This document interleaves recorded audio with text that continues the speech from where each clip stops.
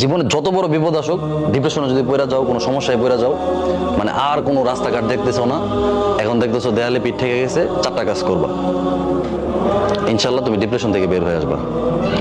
সর্বপ্রথম কাজ হইলো 2 রাকাত নামাজ পড়ে ফেলবা।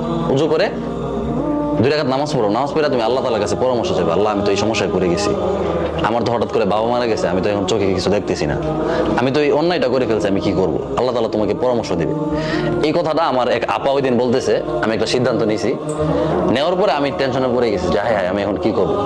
তো আমার আপা আমাকে বলতেছে যে তুমি কাজ করো, 2 রাকাত নামাজ পড়ো, নামাজ পড়ে আল্লাহ তাআলার সাথে পরামর্শ করো।